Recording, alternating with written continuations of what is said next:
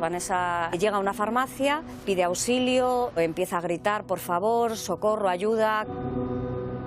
Vanessa, usted presentó ayer denuncia ante la Guardia Civil. ¿Se mantiene y ratifica en lo que le ha contado la Guardia Civil? Sí. Ya había puesto en escena todo para que nosotros viésemos que Iván Rico era un maltratador. ¿Qué sucedió entonces cuando se disponía usted a salir de casa? Y que tiro un poco para atrás, ya me mancho por aquí o te mato al niño.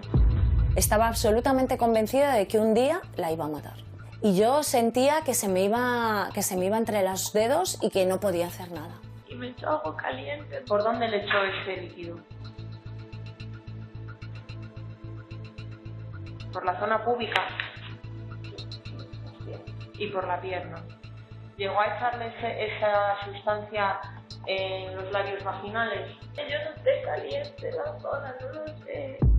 En el parte de lesiones establecen sin ningún género de dudas que tenía un líquido similar a pegamento que estaba en sus partes íntimas, en la vagina. Ella además, en el relato que hace en la denuncia, dice que mientras se lo estaban echando, estaba diciéndole Iván, esto es para que no vuelvas a tener relaciones con nadie.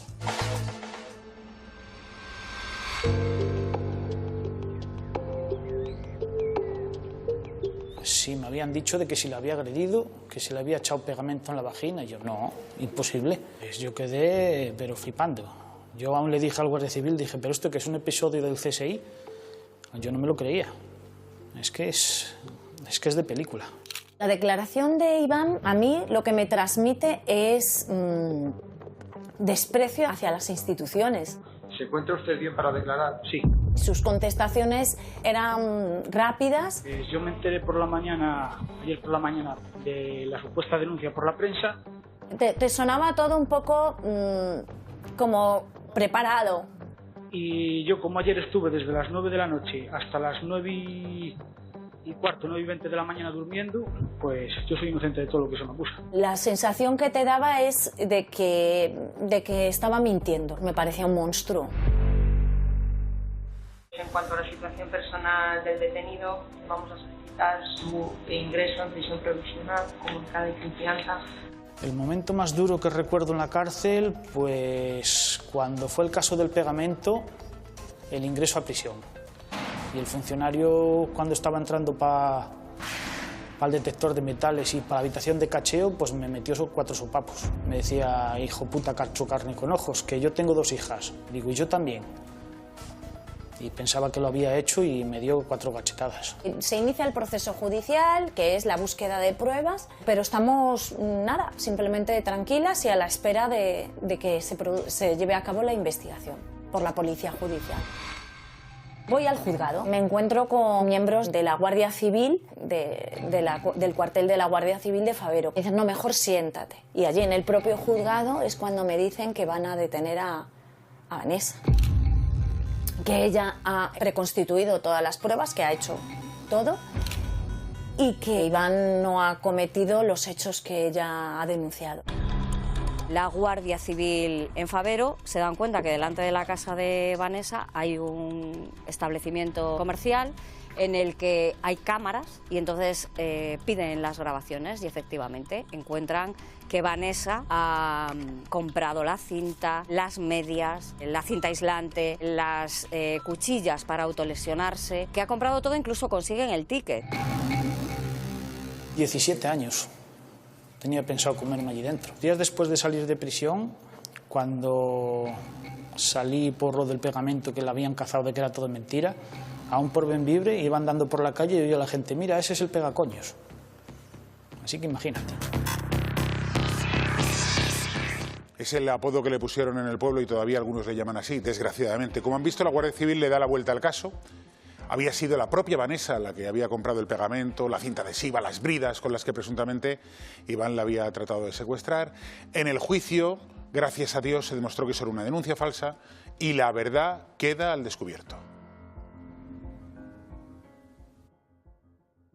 Es el momento en el que la mujer, que presuntamente simuló ser víctima de un secuestro y maltrato por parte de su expareja, llega a los juzgados de Ponferrada. Cuando llegan con Vanessa detenida, la veo Y le digo, ¿qué ha hecho? ¿Qué has hecho? Evidentemente le pido explicaciones. Ella me dice que no ha hecho nada, que es mentira. Y yo le digo, ¿cómo que no me han hecho nada?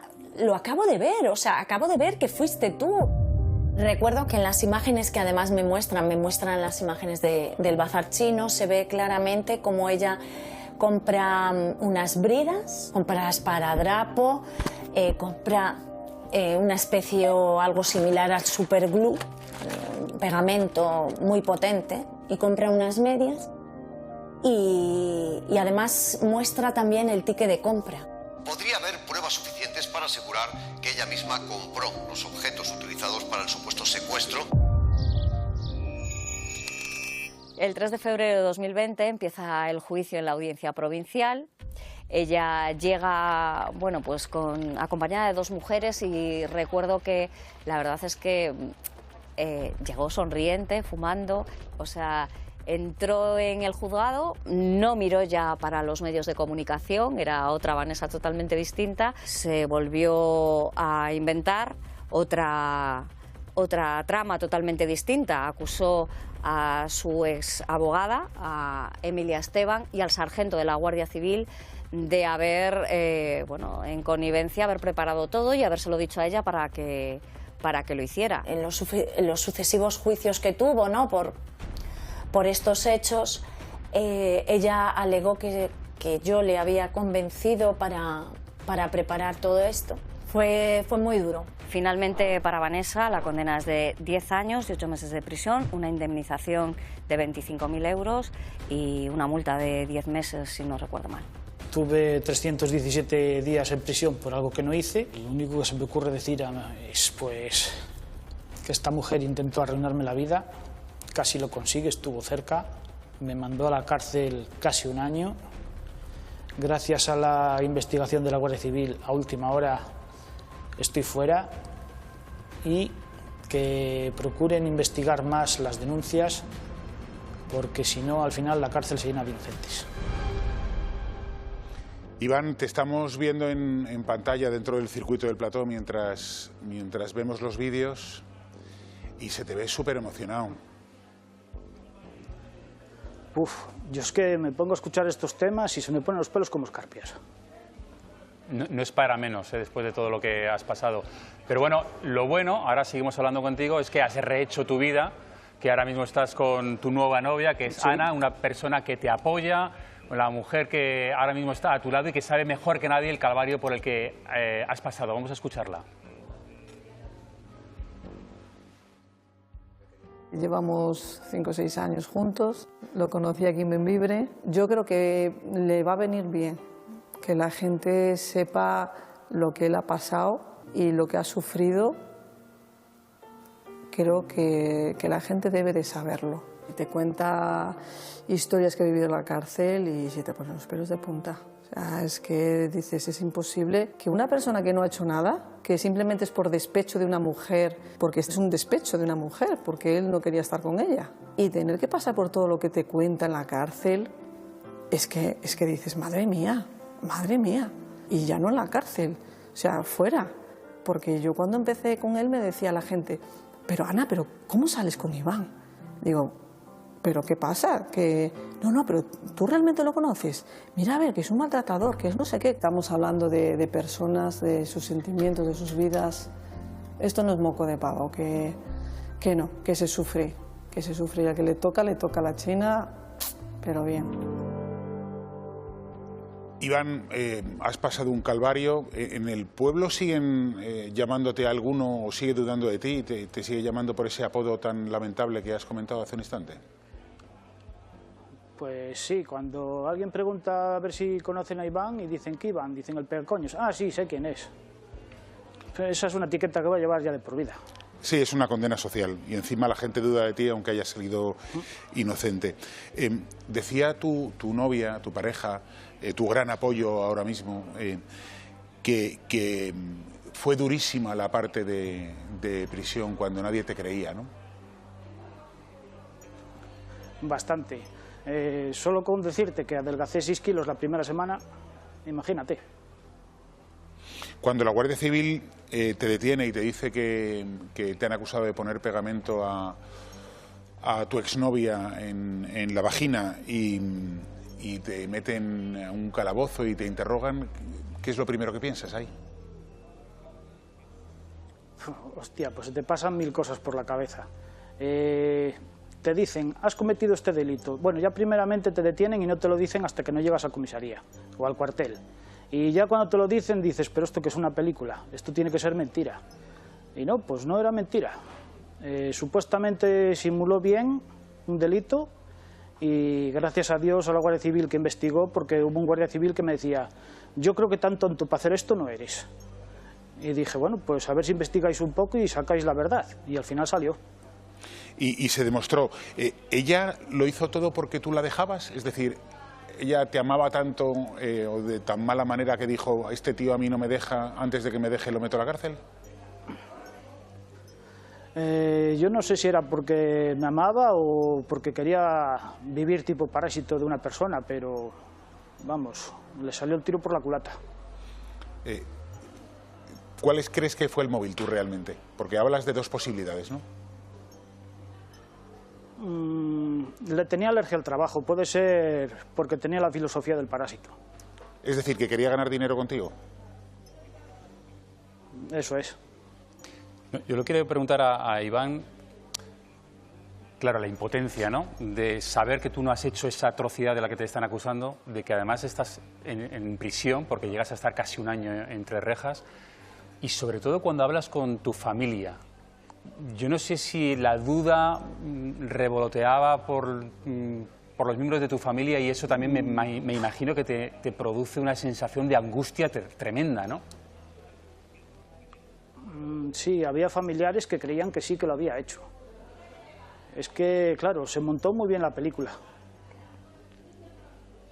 Y hoy en día, dices, los vecinos en el pueblo todavía me siguen llamando por ese mote y demás, pero en tu familia todavía queda la duda, ¿hay quien todavía piensa que podías haber cometido esa atrocidad? Pues sinceramente no lo sé. Yo creo que con todos los familiares que me llevo saben que yo no lo pude hacer, pero que igual alguno tuvo dudas es fácil. Hoy estás aquí, Iván, porque quieres denunciar, es tu primera entrevista en televisión y te lo agradecemos, porque quieres denunciar que no hay igualdad entre hombres y mujeres y que en tu opinión la ley de violencia de género no está bien, ¿no? No está bien hecha, no. Yo, a partir de haber sufrido este caso tan polémico, viene un amigo tomando un café y me dice, oye, mira, han detenido a fulano que le pasó un caso similar al tuyo, que le han hecho hasta pintadas en la casa a una asociación de víctimas de violencia de género, y cuando resulta que sale que es todo inocente, que la asociación mismo dice que no denuncia a la mujer ni los denuncia a ellos. ¿Tú qué harías? Digo, pues tiro para adelante como un animal. Aunque me gaste el sueldo de 2 años en abogados, yo tiro para adelante. Es que estas injusticias no hay derecho. Dime una cosa, lo peor fue la cárcel, es decir, ¿cómo te acoplas a la cárcel? En la cárcel entras, pierdes 6 kilos, pero yo entiendo que en la cárcel tienes que pasar miedo, porque es que tú no has cometido nunca ningún delito y estás rodeado de personas que presuntamente sí lo han hecho. Pues es muy duro. Tienes que acostumbrarte a un estilo de vida muy diferente, que no es como en las películas que te meten en un sitio con barrotes y no, es muy diferente. Mucha juventud debería pasar un mes en la cárcel y te digo yo que había menos delincuentes. ¿Había represalias en la cárcel por el tipo de delito que habías cometido? Pues cuando entré las primeras veces no. Que te habían denunciado por ese delito, claro. Sí, las primeras veces que entré, como era un maltratador, supuestamente, pues entonces no había problemas.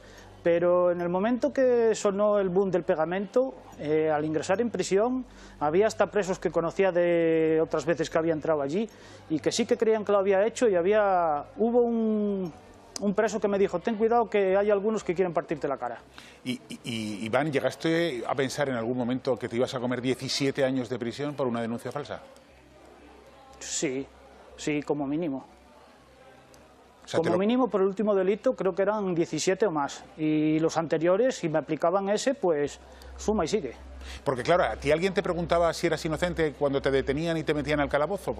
O nadie te preguntaba y es que esto ya era el protocolo. No, el protocolo es: llegas detenido, te denuncian por haber hecho esto. Y te toman declaración, si quieres declarar, si no declaras en el juzgado, y vas para el calabozo y luego en el juzgado después ya te apañas con el juez. Pero claro, yo estaba escuchando ahora una declaración que hice, que decían que si declaraba muy rápido y que pensaban que lo había hecho. Es que yo ya estaba harto de ir al juzgado a decir que soy inocente. Cuando los quebrantamientos de orden de alejamiento, yo decía, por correos electrónicos solicitas las IPs, que es fácil. Pues nada, no las pedían. Luego, cuando salió lo del pegamento, ya solicitaron las IPs y todo y ya salieron. Lo que está intentando contar Iván es que en un determinado momento Vanessa denuncia que le han amenazado a través de correos electrónicos y que es Iván el que le ha amenazado. Y él decía, yo no he escrito ningún correo electrónico, yo no he amenazado a nadie. Averigüen todas las IPs, y como las IPs es el origen del correo. Y al final se acabó sabiendo que no los había mandado él, sino que la propia Vanessa, Iván, corrígeme, se había automandado en tu nombre las amenazas. Eso es.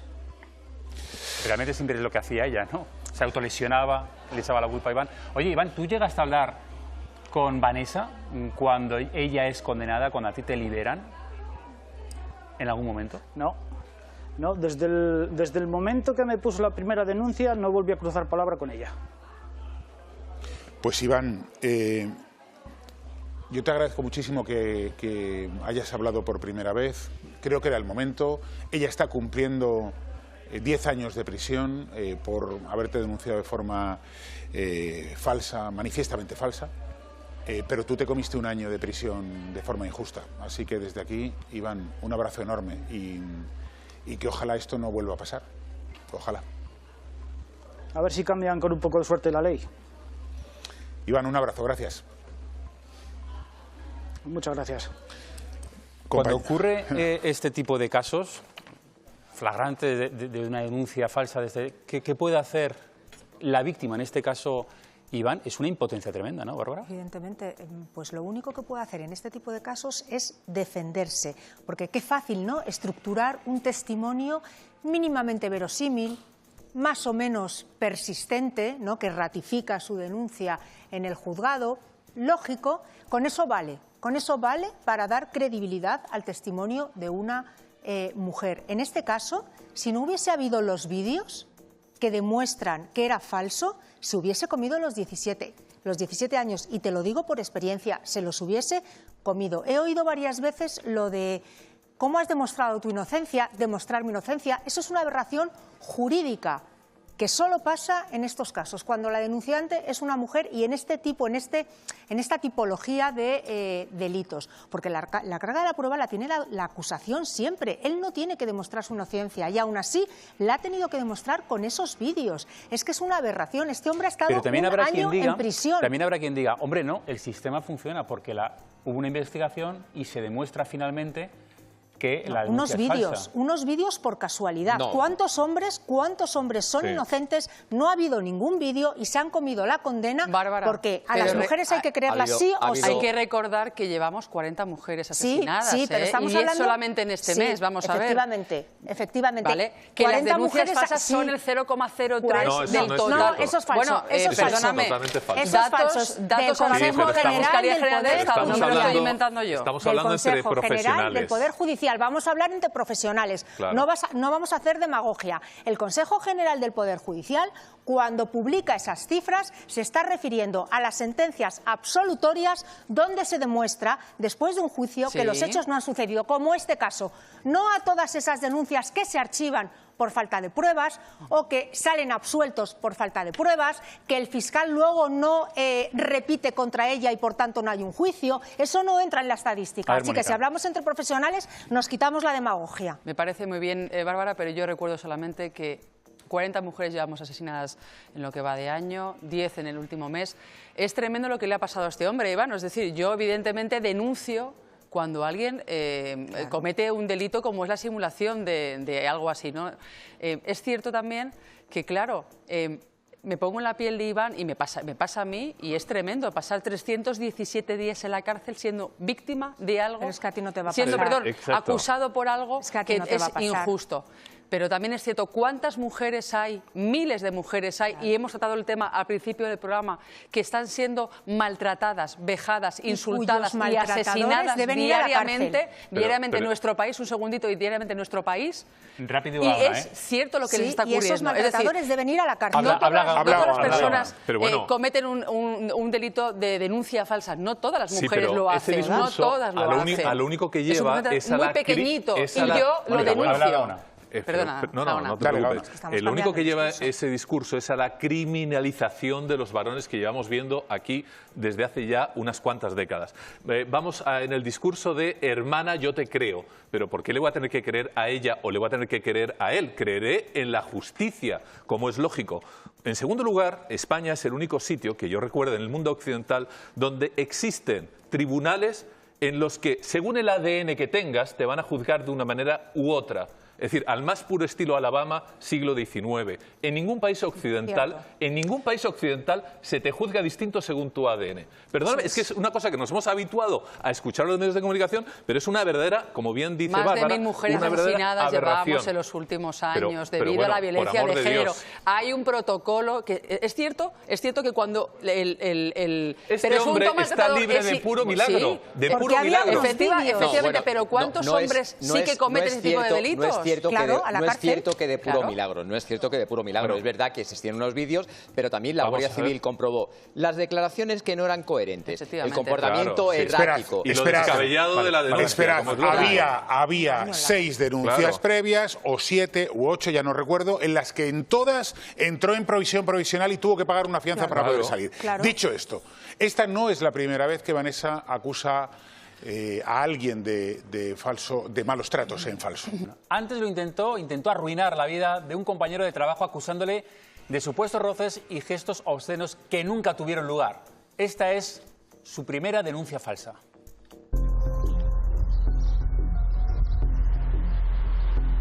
Ella denunció a un compañero de trabajo que tuvo en Favero. Eso fue anterior incluso a haber denunciado a Iván.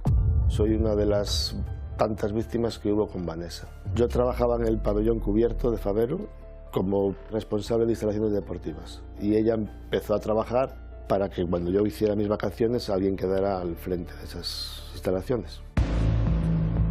Miguel Ángel acudió a mí porque en un momento se le había puesto su vida patas arriba, se le había complicado por todos los flancos. A mí me llaman del ayuntamiento que esta chica ha presentado una denuncia allí. En ese escrito ella dice básicamente que le hago gestos obscenos, que me restrego con ella para tener sexo y que le hago agacharse y levantarse y hacer cosas impropias. Él lo negó y luego la concejala esta se reunió con ella y ella se lo negó, dijo que no, que eso era falso, que él no la había acosado ni ella había dicho nada. O sea que ella, yo creo que estaba buscando lo que a ella le encanta, que es meter a los hombres en la cárcel. Miguel sí que me lo dijo alguna vez, que tenía miedo de acabar en la cárcel. Y cuando sucedió lo de Iván, que todavía nosotros estábamos en pleno procedimiento penal, él dijo, yo puedo acabar como él. Es que puedo acabar perfectamente porque él es inocente y yo también lo soy y mira dónde está. Le cruzó el cable como tantas otras veces y me creó un problema gordo durante 5 años. Bárbara. 5 años. ¿Y cuántos hombres más vamos a ver así? O sea, ¿se puede destrozar la vida de 2 hombres 5 años pendiente de una condena, el otro 1 año en prisión provisional y esta señora condenada a 10 años de prisión? Poco me parece. Perdona, ¿se le Creo que en indemniza España, a Iván por estar casi 1 año de en prisión momento provisional? ella le tiene que indemnizar, creo que la sentencia fija en 25.000 euros los daños y perjuicios. Otra cosa es que él debería de pedir daños y perjuicios al Estado por los 300 y pico días que estuvo en prisión provisional, porque ahora mismo evidentemente el Estado tiene que responder por esos días, Carlos. porque ha habido un error judicial, dado que en la sentencia se demuestra que eso no pasó, ha habido un error judicial y el Estado tiene que pagar. Es una de las causas, el error judicial, para poder apreciar la responsabilidad patrimonial de la Administración. Sí, dime. Decía que tú te has leído la sentencia completa del primero de los casos. Sí. Al final se construye bien la condena. Sí. Danos detalles de la sentencia. Sí, bueno, lo importante es que al final la sentencia, que a mí me llamó mucho la atención cuando veía las noticias en la prensa, lo de los 10 años. Entonces, un delito de simulación, o sea, una pena por simulación de delito no son 10 años.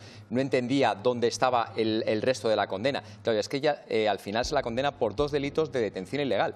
Es decir, a ella la condenan como autora mediata y utilizando a la Administración de Justicia, es decir, al juzgado y a la policía como instrumento idóneo para llevar a cabo su plan. Entonces, el tiempo que este hombre ha pasado en prisión... Es decir, tú lo que quieres decir es que se le condena porque ella utiliza a la policía y la justicia para meter a este tipo en prisión. Eso y eso se considera autoría mediata. Detención ilegal. Y por eso le meten 10 años. No. La detención ilegal es el tiempo que él ha pasado en prisión. Ese tiempo que ha pasado en prisión es lo que se considera como un delito de detención ilegal. Y ahora lo que me gustaría saber, Gaona, era una práctica, o sea, quiero decir, ¿por qué se presentan tantas denuncias falsas? Pues denunciar una vez, pero ¿era un protocolo, era una forma de vida? Hombre, da la impresión de que esta chica, evidentemente, pues tiene una serie de ganancias psicológicas, sin lugar a dudas, aumenta el crédito social, seguramente en su entorno se presenta como una víctima, lo cual, evidentemente, le hace ganar pues una serie de amistades, una serie de cuestiones, etcétera. Y además, despecho y venganza. Y para terminar, simplemente decir que, aparte de todo esto, existen innumerables asociaciones que se dedican justamente a asesorar técnicamente y muy profesionalmente, además, a este tipo de personas. Bueno, hay que decir que es verdad que este tipo de casos es indignante, pero también es verdad que son muy excepcionales. 20 mujeres muertas en lo que llevamos de año. Ya saben ustedes ese teléfono de 016 contra el maltrato, que en cuanto alguien vea lo más mínimo hay que llamar a ese teléfono.